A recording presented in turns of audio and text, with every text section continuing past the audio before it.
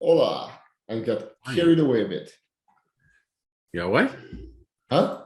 Got carried away? Okay, yeah, I got carried away with a thing that I was doing here. Oh, I see.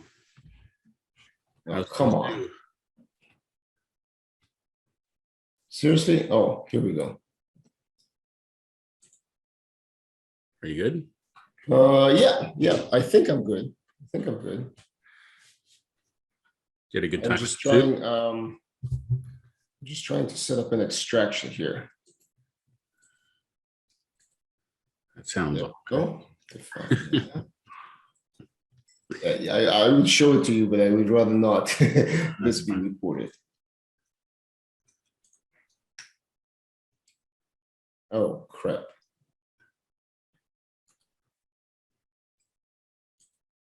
Yep, let's test it. That's page. And we're going to set this to run, and we'll see if this is going to affect anything on the page. I'm running. I'm the cheapest guy on the planet. I'm running with all what's it called? Trial versions of software. Yeah. So I am at 3 days. Save as new and build task. All right. Now I can talk to you. So in the background, it's scanning about 2,200 listings, Yeah. and I'm just ever refining the recipe for what to pull down, because I'm finding I had to massage the output way too much. Yeah. So I'm trying to get a cleaner extract so that I don't have to fiddle with it as much. So yesterday didn't do anything, because as soon as like you and I talked, Yeah. packed the car, went to the zoo. Oh, it was a good day. Very good Yeah. day. Very good day. Is that your son? Has he been there before? Oh yeah, we seem to be going every year. So Okay. there are a lot of happy memories, and those memories are associated with getting those giant lollipops like Oh the. yeah. Yeah. Yeah. I would rather they would ban them. But interesting story. You could buy beer anywhere in the zoo, Really? and I don't mean like a sit down place and close. Like Yeah. Yeah. this is a little Little cart. carts. Yeah. Since when? Oh, I haven't been to the zoo Oh, yeah, that's probably true. 5 years or so. But Yeah, but is it because it's private property? Is it because it's fenced in? Because I can sure get on board with traveling to the zoo with another family, no problem, as long as someone yeah. else is driving. Yeah. Well, yeah. They probably got a liquor license to it's closed in property, whatever. Yeah, As long as because the I animals can little. sure see like hecklers at the Lion King. Like, yeah, you can't be Yeah. sitting Yeah. there. Yeah. Fuck you, man. Yeah. Sir, there are kids here. Fuck you, Yeah. kids. When we were at Disney World at Animal Kingdom, they have like the gorilla, the what are they called? Silverback gorillas or whatever. Yes. And there's like a moat, like a big gap separating them. Yeah. But there's always one idiot who's like taunting the gorilla and stuff. And of course, the gorilla just shits in his hand and throws it at the people. No, seriously? Yeah. Dang. So you gotta, Wow, that's a story to tell you kids. yeah. I mean, there's all kinds of videos like that I've seen online, but yeah, you don't want to taunt the gorillas. Yeah, we've seen a silverback yesterday at the zoo. It's yeah, I think the there's zoo's not. done a pretty good job of making it not feel like everything's caged in, with the exception of the monkeys and the orangutans and all those primates. Like I find when I go through that part of the zoo, it's a little more depressing It is, yeah. than the rest of it. I agree.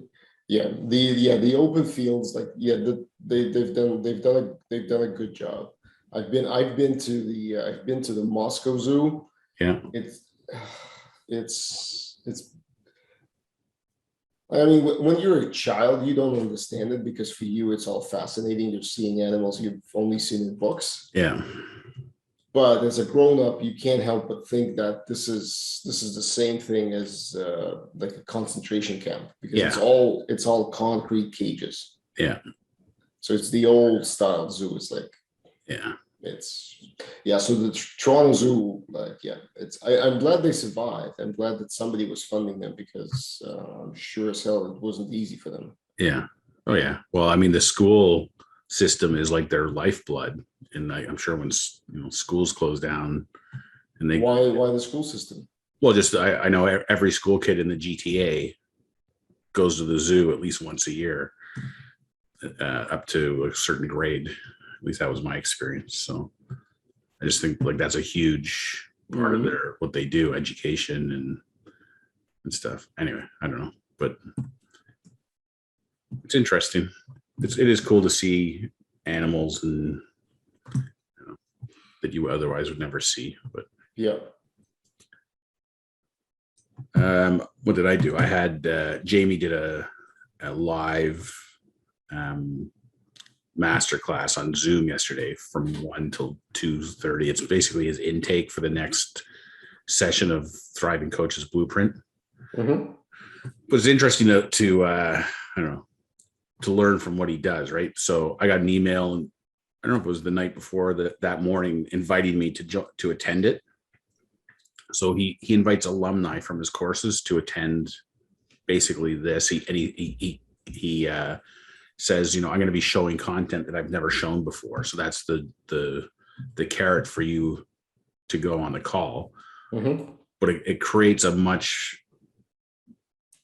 bigger depth of participation in the call itself for people who are thinking of signing up, when you see all these people and the enthusiasm and the interaction, because he gets you to type in a bunch of stuff in the comments and whatever. But it's kind of a cool phenomenon that he has, because I would say from my session of the course, there was at least 4 or 5 people, alumni, on there.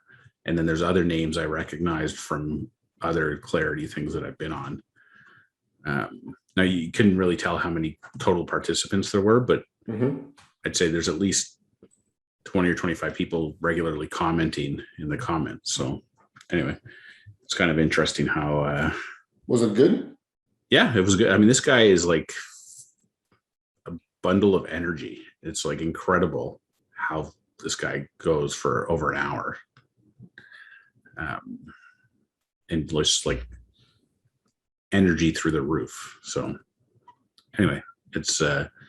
He actually has a weekend boot camp this weekend, which I'm attending again, because this is the same boot camp that kicked off the course when I started it. So I got when you buy his program, you get invited to a number of free events, and I think this might be my last free event. Anyway, it's so I'll be up on the weekend again at like 4:30 in the morning.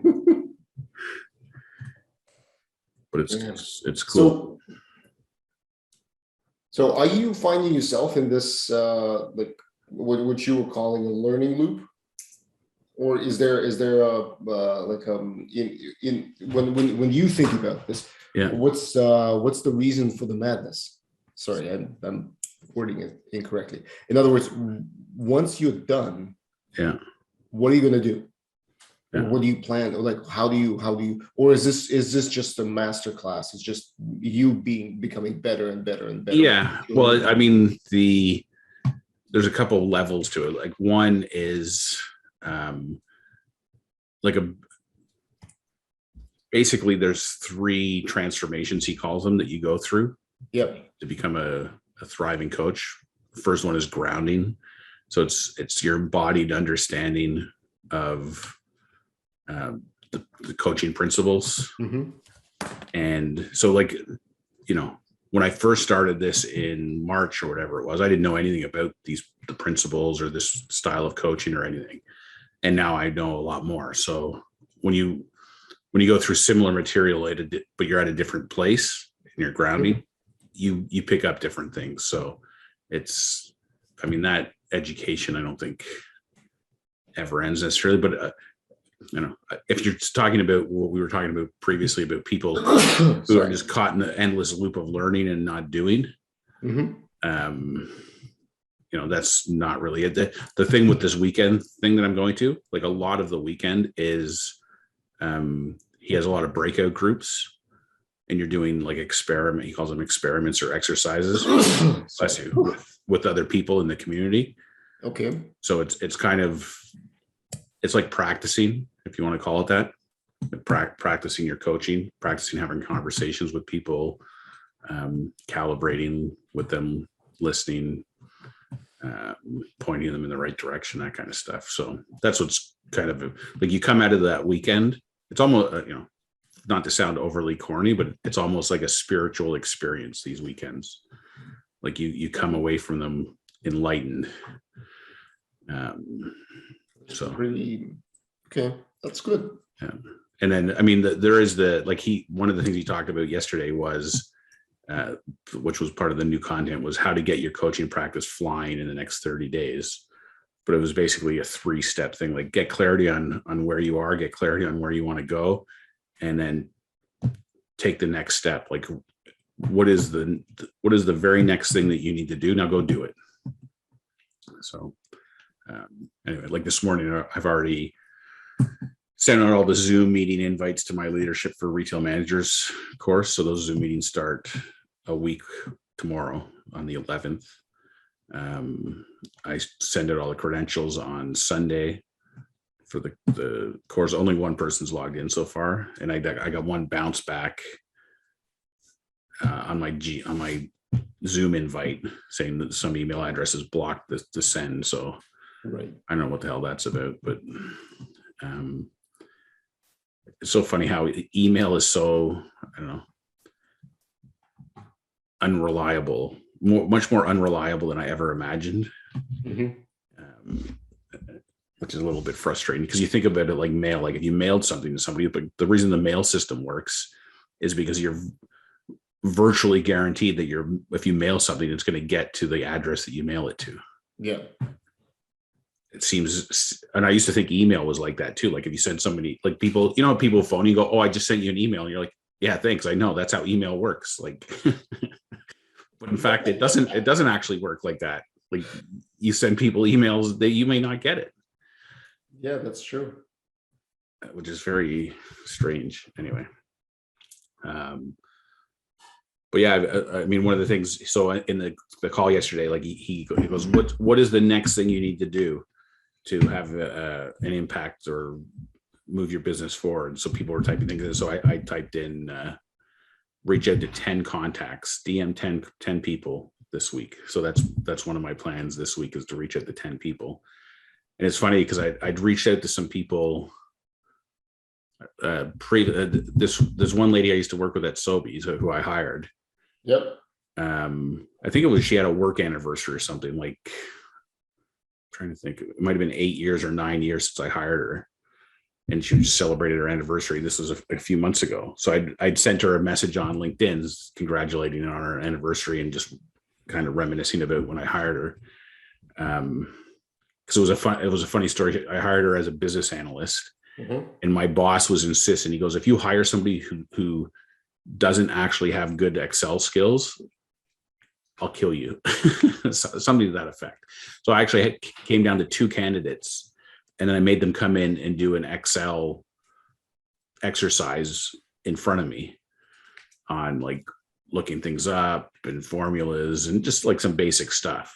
But anyway, when this lady came in, because you know how there's 10 ways to skin a cat, right? In Excel, Yep. Like you can do a lot of things a lot of different ways.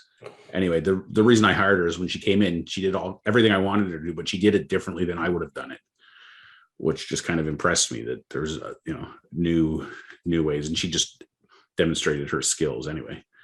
So I was reminiscing about remembering putting her through the grinder on that test. Anyway, she didn't respond to me for a long time, and then she responded to me after like a month or so. And then yesterday I got another message from her because I had responded to her message, and I was thinking of what Jamie said, and it was like, the notion that he used a metaphor of surfing, and that the way surfing works is you just sit there and wait for the waves to come along, and then you have to pick a wave and try to ride it. And he says often what happens to people who are trying to start their business, whether it's a coaching practice or whatever, is they sit there and they just let wave after wave go by. And they either don't recognize that it's a wave, or it's not the right wave, or it's not the right time, or whatever. And he basically said, just like, get on the fucking wave. Anyway, so I responded to her message yesterday. I said, I'd love to catch up with you.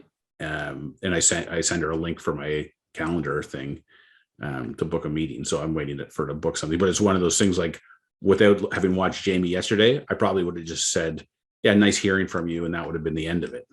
Yeah. And I don't know if anything will come out of it, but it's like, you know, it just reminded me of like, oh, the universe is sending me a wave here of this person who's reached out to me. Yeah. I should have a conversation with them. Let's see what happens. So anyway, it's kind of that's one of the things I like about reconnecting with the course and the material, is because you just get all those reminders of whether it's motivation or just reminders of what you should be doing. Right. Yeah, that's interesting. I was that actually, there's nothing to say. It's a solid advice. It's the advice that everyone should heed. I was what was I doing yesterday? Oh, so I was trying in my perpetual, call it OCD, call it so I never, unlike you, sir, I never go out and buy something on a whim, except that course that I bought. Yeah, so if I go buy something on a whim, I put a lot of money down, but I research a lot. So I was challenged, like I decided to try to find if anyone on this planet has used the pieces of software that we talked the last 2 days about, and got any good results. So outside of the companies themselves telling you that, oh yeah, this is freaking solid, of course they would. And I found a gentleman who doesn't have a huge YouTube following, but what he does from the 3 videos that I watched from him, from my gathered, he just does websites galore. So sets up a website, picks a niche, and decides to monetize it. And so he was doing an experiment in one of the videos where he said he picked 2 niches, different niches. So that's the only thing I found interesting. Inconsistent about his experience. So 2 different niches, and one he was monetizing by just pumping out incredible amount of content, SEO optimized, but incredible, like crazy volumes, like 5, like he was saying something like 5 articles a day for a period of like 60 days. So that's what, 300 articles. Yeah. In other words, trying to make Google see him as an authority on the subject. Right. And then what the website would do is it would lead into affiliate sales through Amazon. Then the second one was a different one. The second one was promoting to setting up a website as, first one was content and the second one was affiliate, and it was just selling something through an affiliate. Right. And then he started talking about something else. So he does multiples of these. And it's not to say it's good, bad. I don't actually know how he does. Like, this was not a sales pitch. This was not something like, oh, I made millions of dollars. Yeah. But his point was, like, with this test, he was trying to see which one of those websites will get to $1,000 in revenue. In profit first, right? Not in revenue. Revenue, like, is easy. So he is casting a tremendous numbers of lines, and then he sees which one bites, and some take off and some do not. Yeah. I was thinking to myself that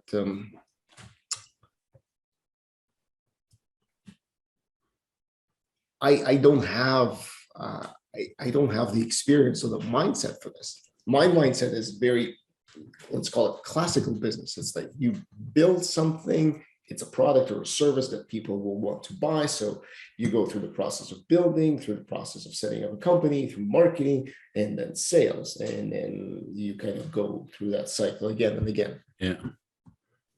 Meanwhile, it seems that just as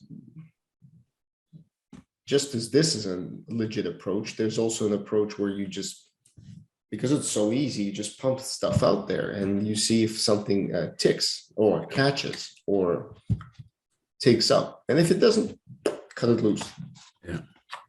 Which was he buying like domains for all these sites and stuff?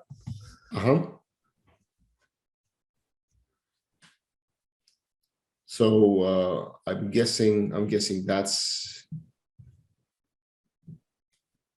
I mean, it's not a big expense, but it's, you know, there's yeah, it's not a big expense. I wonder if well, this is the thing I've never researched. Like it's actually a very good question. It would be interesting. I would just plug into Google as saying as to, like, do you need to buy domains, or maybe you can create a subdomain on a website? But what does that mean for SEO? Yeah. So I haven't investigated that subject, but I would imagine that he is doing that. And if anything that doesn't generate any profit in a year, then you just cancel it. Yeah. So you're probably going to be out the most $50 a year. Yeah. And there are hosting plans that allow you multiple, like, unlimited websites. Right. And so on that subject, I was because I was thinking about what I was telling you. Like, I want to create content for Natalie's business. I want to create content for businesses. Yeah. I was frozen there for a second. But then I thought to myself, I also wanted to create. Remember, I told you I had that presentation about how, like, an analyst and a business person should talk, or how they don't talk. I have that content ready, so you're it's just pump that casting into those Jarvis, and vibes. you're gonna pump that into Jarvis and get more Yeah. content from it. Well, yeah, that's the thing. Is that what that guy's using to create 300 articles a week? No, he was him I found through using the Surfer SEO. Okay. Yeah, so because he was doing a test. What's he using to generate all that? What's he using to generate all that content? I don't know. PLR, maybe. Yeah. That whole thing I was thinking the other night of just how, like,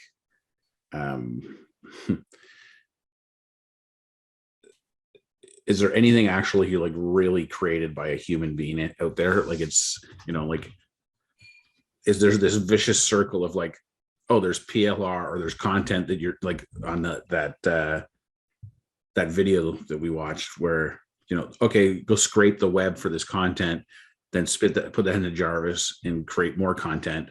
Well, yeah. Presumably somebody's scraping that content to create more content. Like, it's like, how much of this, like, at some point is just Jarvis creating content off of what Jarvis already created? Yeah, it's the same thing that they were saying about the news, since advertising was not fueling newspapers anymore. Yeah. Then the original journalistic investigations were on the decline, and most of the stuff that news medias were pumping out were repurposed bits and pieces they found somewhere else. Yeah. But that leads to exactly what you're saying, is like eventually, if no one generates original content, yeah, it's all regurgitation of what you know.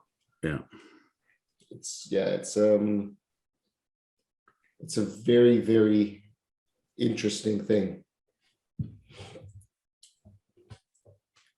No, of course, I'm sure that this people are going to be able to make money on, if everyone starts doing this, then it's going to remain within this realm of like content. Yeah. Up until the time that it gets stale and somebody tries something new, and then it creates a new, because it's so new and it's not like everything that's been pumping out. Yeah.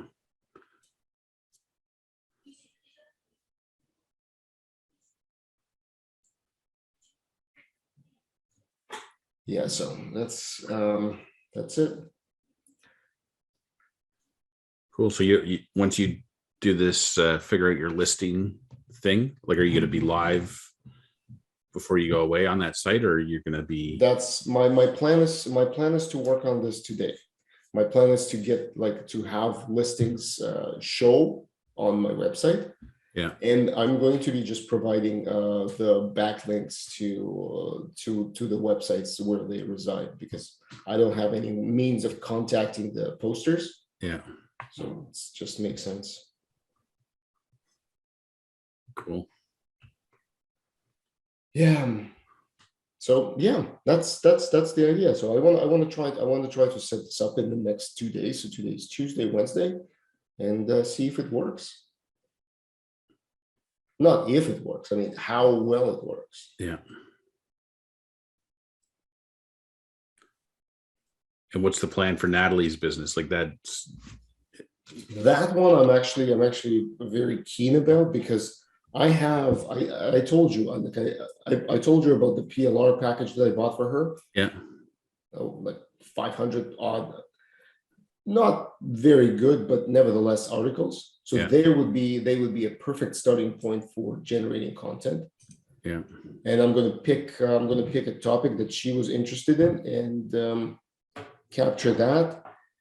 So the way Surfer SEO works, you've seen the video. So first you generate content, not calendar, content ideas, basically those clusters. Yeah. Identify those clusters and pick the ones that I'm like about 100 probably, or well, at least 50. I mean, let's not get ahead of myself. An article takes when you're good based on the videos, it's anywhere between an hour and 2 hours to write. Yeah. With Jarvis, we're talking about like a 2,000 plus word article. So it's still a good chunk of time. So 100 hours, that's a long time. That's a week, really, and that's a week not sleeping essentially. So 2 weeks. But have that done, and then see, because I already have, I think, analytics on it. I have Facebook Pixel on it. So publishing that and seeing if there is an uptick in visits, because she has a very clear CTA on her site, which invites people to contact her for a consultation. And that's as pure of an experiment as you can have. Yeah. And we'll see if that works. Because what should happen is she would get a call. It's even if she gets, let's say, 10, let's be bold, 10 new clients. Yeah. After, let's say, 3 months of publishing the last article, that can generate an additional 2 clients. Thank you.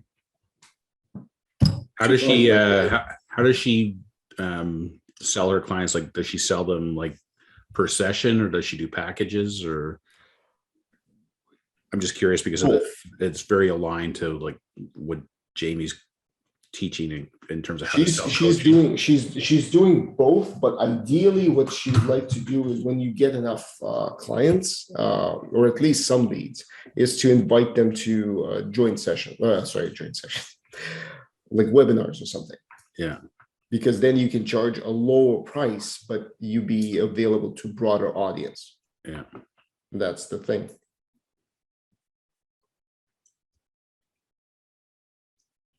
So yeah, first, usually people, because this has to do with your own health. Yeah. And people are either shy about it, and then they much rather prefer a webinar session where they don't have to say or ask anything, and they just absorb information and see if anything works for them. Yeah. Or it's a different one. It's people would rather have a one-on-one where they solve their problem. Yeah. That's it. Cool. So right now, traffic to her website, I think, is pretty much nothing. Yeah. I'll check it after this scrape finishes. Yeah, I got my Google Analytics email this morning.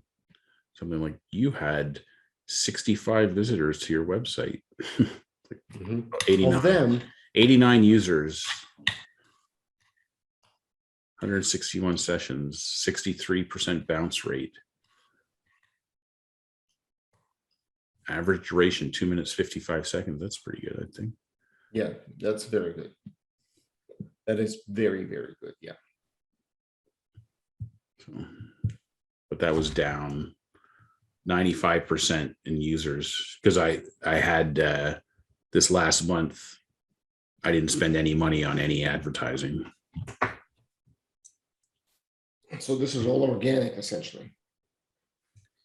Yeah, I get, well, organic or through, well, it says the acquisitions 36% referral, 26% direct, 37% all other sessions.